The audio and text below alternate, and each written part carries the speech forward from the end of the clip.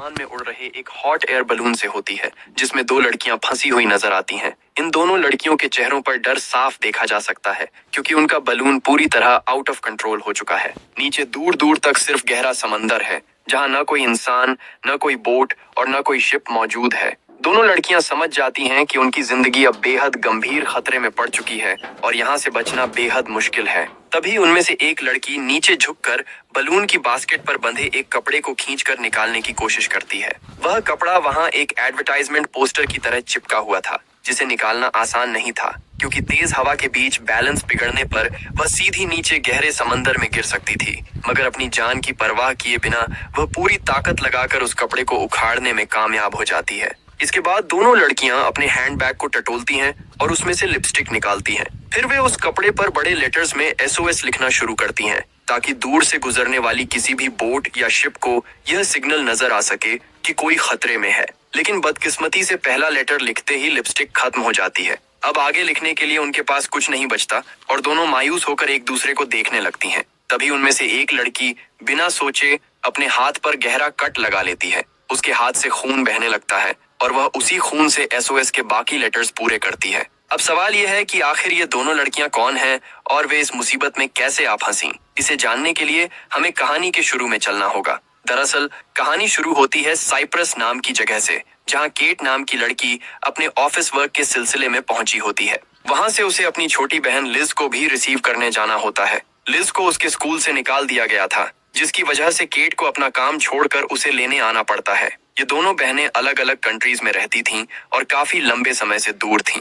इसलिए इन्होंने प्लान बनाया था कि साथ में वेकेशन ट्रिप एंजॉय करेंगी, ताकि अपने रिश्ते को मजबूत कर सकें। लेकिन जब केट अपनी बहन लिज से मिलती है तो उसे महसूस होता है कि लिज खुश नहीं है। लिज ज्यादातर समय मोबाइल फोन में ही बिजी रहती है और फोन दूर करने पर चिड़चिड़ी हो जाती है। इसके उलट केट एक केयरिंग लड़की है, जो अपनी छोटी बहन का पूरा ख्याल रखती है। हालांकि उसकी यही ओवर प्रोटेक्टिव हैबिट अक्सर लिज को पसंद नहीं आती और दोनों के बीच टेंशन बनी रहती है। दोनों बहनें होटल के लिए कैब में निकल पड़ती हैं, लेकिन रास्ते में लिज फोन में इतनी बिजी थी कि वह एयरपोर्ट काउंटर पर ही अपना और केट दोनों का पासपोर्ट भूल आती है और सीधे कार में बैठ जाती है। इसी दौरान हमें एक कपल दिखाया जाता है, जो उसी होटल में पहले से रुका हुआ है जहाँ केट और लिज ठहरने वाली हैं। ये कपल काफी फ्रेंडली नजर आता है, लेकिन पर्दे के पीछे इनका असली बिजनेस क्या है, ये आगे चलकर पता चलता है। जब केट और लिज होटल रिसेप्शन पर पहुंचती हैं, तो स्टाफ उनसे चेक इन के लिए पासपोर्ट मांगता है। तब पता चलता है कि लिज पासपोर्ट एयरपोर्ट पर ही छोड़ आई है। इस बात पर केट अपनी बहन पर बहुत गुस्सा होती है और कहती है कि उसकी फोन एडिक्शन की वजह से ये सब हुआ है। होटल स्टाफ समझाता है कि परेशान होने की जरूरत नहीं है, कल मॉर्निंग में एम्बेसी जाकर डुप्लीकेट पासपोर्ट बनवा लिया जाएगा और तब तक वे होटल रूम में आराम से स्टे कर सकती हैं। केट जब डिनर के बारे में पूछती है तो पता चलता है कि मेन किचन क्लोज हो चुका है, लेकिन ग्राउंड फ्लोर के क्लब में कुछ खाया पिया जा सकता है। इसके बाद दोनों बहनें रूम में चली जाती हैं। केट जब फ्रेश होकर आती है तो देखती है कि लिज फोन चलाते हुए सो चुकी है। केट प्यार से फोन हटाकर रखती है और उसे ब्लैंकेट ओढ़ा देती है। इससे साफ झलकता है कि चाहे दोनों में झगड़े हों, मगर एक दूसरे की केयर दोनों को बराबर है। केट को भूख लग रही थी, इसलिए वह रेडी होकर होटल के क्लब में चली जाती है। क्लब में काफी क्राउड होता है। वहां बार काउंटर पर केट के पास एक लड़की आती है, जिसका नाम लीना है। वही लीना जिसे हमने बालून में देखा था। लीना का बॉयफ्रेंड जैक कुछ दूरी पर खड़ा होकर केट को देख रहा था। दरअसल लीना और जैक का धंधा यही था कि वे सोलो गर्ल्स से दोस्ती करते, उनका ट्रस्ट जीतते और फिर उनके रूम की चुराकर सारा कैश और वैल्यूएबल्स उड़ा ले जाते। लीना बातों बातों में केट की डिटेल्स निकालती है। जब लीना को पता चलता है कि केट यहाँ अकेली आई है तो वह खुश हो जाती है, क्योंकि उसे लगता है कि केट एक आसान शिकार है। काफी देर ड्रिंक्स करने के बाद लीना उसे डांस फ्लोर पर ले जाती है। डांस के बहाने लीना सफाई से केट की जैकेट से उसके रूम की निकाल लेती है। वह तुरंत जैक को मैसेज ड्रॉप करती है कि की मिल गई है और वह ऑपरेशन शुरू कर सकता है। कुछ ही देर में जैक शैंपेन बॉटल लेकर वेटर के स्टाइल में आता है और बिना शक हुए लेना से रूम की ले लेता है। केट को बिल्कुल अंदाजा नहीं होता कि उसकी पीठ पीछे क्या खेल हो चुका है। डांस के बाद जब केट रूम में जाने की बात कहती है तो लीना उसे बातों में उलझाकर कुछ और ड्रिंक्स पीने के लिए मना लेती है। इसी दौरान बार काउंटर पर दो हैंडसम बॉयज आते हैं। वे केट और लीना से बातचीत शुरू करते हैं और उन्हें लेट नाइट एक एडवेंचर पर चलने का ऑफर देते हैं। शुरुआत में केट मना करती है, क्योंकि रात के वक्त अनजान लड़कों के साथ जाना उसे सेफ नहीं लगता। लेकिन फिर वह सोचती है कि वह वेकेशन एंजॉय करने आई है। इसलिए ये अपॉर्चुनिटी मिस नहीं करनी चाहिए। लीना भी तैयार हो जाती है ताकि जैक को रूम में चोरी करने के लिए ज्यादा टाइम मिल सके। जाने से पहले केट अपनी सेफ्टी के लिए उन लड़कों को साफ कह देती है कि उसने अपनी बहन को इस जगह की लाइव लोकेशन सेंड कर दी है, इसलिए कोई गलत हरकत न करे। इस पर दोनों लड़के हंसते हुए कहते हैं कि डरने की बात नहीं है, ये सिर्फ एक फन राइड होगी। इनमें से एक लड़के का नाम निक होता है, जो बताता है कि वे अकेले बलून फ्लाई नहीं करना चाहते थे, इसलिए कंपनी के लिए किसी को साथ लेना चाहा। उधर होटल में जैक वेटर की ड्रेस पहनकर हाथ में शैंपेन की ट्रे लिए चुपचाप केट के रूम में एंटर करता है। वह ड्रॉर्स में कैश और ब्रांडेड आइटम्स ढूंढना शुरू करता है, लेकिन तभी लिज की नींद खुल जाती है। अनजान शख्स को देखकर लिज डर जाती है और बिना आवाज किए वार्डरोब के अंदर छुप जाती है। घबराहट में लिज बार बार केट को कॉल और मैसेज करती है, लेकिन केट का फोन रिंग होता रहता है और कोई आंसर नहीं मिलता। जब जैक वार्डरोब खोलता है तो अंदर लिज को देखकर वह सन्न रह जाता है। जैक बुरी तरह पैनिक कर जाता है क्योंकि लीना ने कहा था कि रूम खाली है। पकड़े जाने के डर से जैक बिना कुछ चुराए वहां से भाग निकलता है। दूसरी तरफ वे चारों एक सुनसान ग्राउंड में पहुंच चुके थे, जहां एक मैसिव हॉट एयर बलून खड़ा था। बलून को उड़ाने से पहले लड़कों ने एक मोटी रोप की मदद से उसे जीप से बांध रखा था ताकि बलून ज्यादा ऊंचाई पर न जा सके, लेकिन चारों इतने नशे में थे कि रोप में प्रॉपर नॉट लगाना भूल जाते हैं। उनकी यही लापरवाही आगे चलकर सबसे बड़ी डिजास्टर साबित होती है। जैसे ही बलून आसमान में उठता है, हवा के झोंके से जीप से बंधी रोप अचानक स्लिप होकर खुल जाती है। बलून अब बिना किसी एंकर के तेजी से बादलों की तरफ बढ़ने लगता है। ये देखकर एक पल के लिए सभी के होश उड़ जाते हैं, लेकिन नशे में होने की वजह से वे इसे इग्नोर कर देते हैं।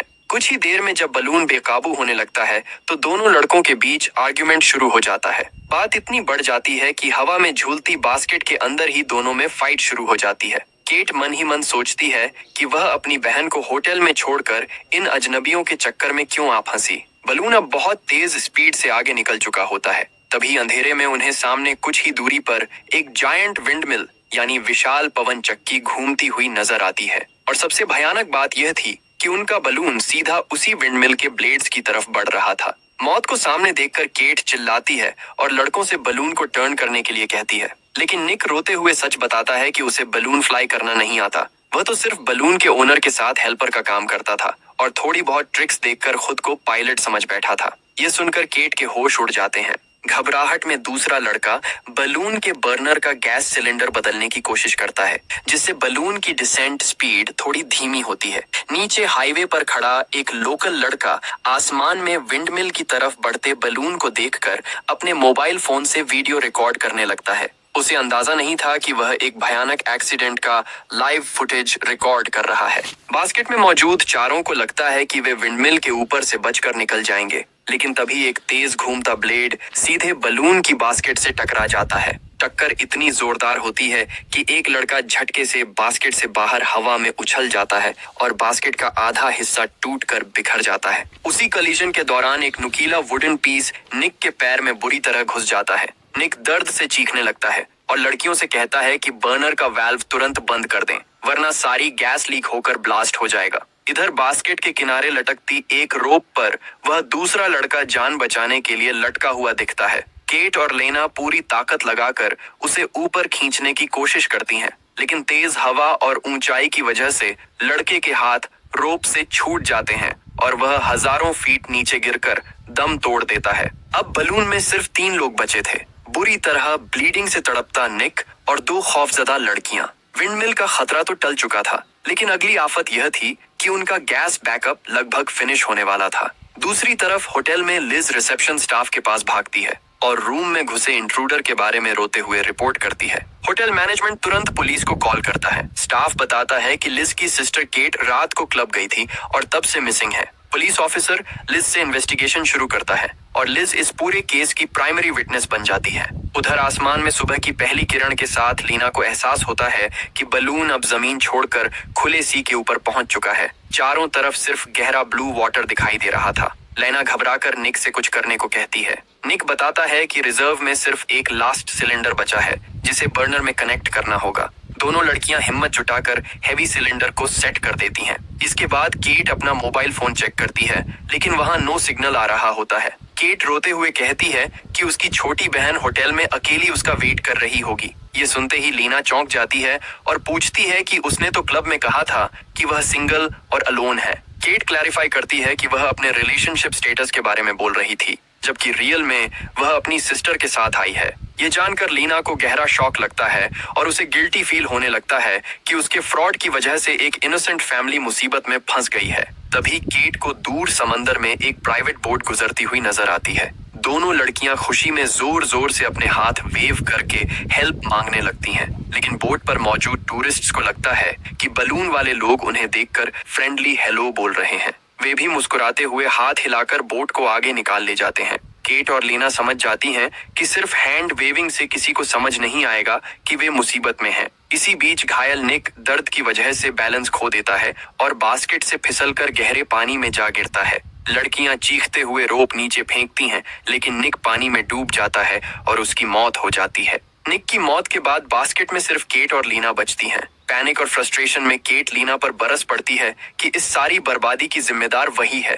तभी दोनों को समझ आता है कि हवा में चिल्लाने से कुछ नहीं होगा, उन्हें कोई विजिबल डिस्ट्रेस सिग्नल बनाना होगा। और यहीं पर कहानी का वह ओपनिंग सीन जुड़ता है जहां वे बास्केट का फैब्रिक उखाड़ती हैं। उधर होटल में चाइल्ड वेलफेयर ऑर्गेनाइजेशन की सोशल वर्कर सोफिया पहुंचती है, जो स्केर्ड बच्चों की हेल्प करती है। लिज रोते हुए सोफिया को बताती है कि केट ने जाने से पहले उसे एक लोकेशन सेंड की थी। सोफिया मैप देखकर पहचान जाती है कि यह सिटी के आउटर एरिया का एक ओपन ग्राउंड है। सोफिया बिना देर किए लिज को अपनी कार में बैठाकर उस लोकेशन की तरफ निकल पड़ती है। दूसरी तरफ समंदर के ऊपर बलून की गैस खत्म होने की वजह से बास्केट पानी की सरफेस की तरफ तेजी से ड्रॉप हो रही थी। अगर बास्केट पानी से टकराई तो वे दोनों डूब जाएंगी। तभी केट अपना दिमाग इस्तेमाल करती है। वह एक शाइनी मेटल पीस निकालती है और सनलाइट को बर्नर के नोजल पर रिफ्लेक्ट करके फोकस करती है। सूरज की तेज किरणों से बर्नर के अंदर बची रेजिडुअल गैस में स्पार्क्स पैदा होते हैं और बर्नर दोबारा भड़क उठता है।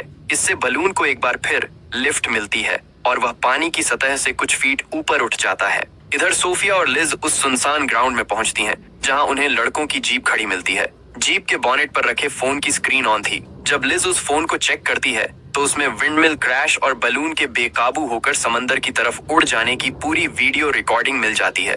यह भयानक मंजर देखकर लिज की चीख निकल जाती है और वह अपनी बहन को खोने के डर से कांपने लगती है। उसी वक्त समंदर के ऊपर केट के फोन में अचानक 1 बार नेटवर्क सिग्नल आता है। केट बिना एक सेकंड गवांगे अपनी करंट जीपीएस लोकेशन अपनी बहन लिज को व्हाट्सएप कर देती है और लोकेशन सेंड होते ही उसका फोन बैटरी ड्रेन होने से स्विच ऑफ हो जाता है। जैसे ही लिज को लाइव लोकेशन का नोटिफिकेशन मिलता है, वह और सोफिया तुरंत पोर्ट की तरफ भागती हैं और रेस्क्यू के लिए एक मोटर बोट रेंट करके समंदर में उतर जाती हैं। उधर बलून की आखिरी गैस भी पूरी तरह एग्जॉस्ट हो चुकी थी और बास्केट समंदर के खारे पानी को छूने लगती है।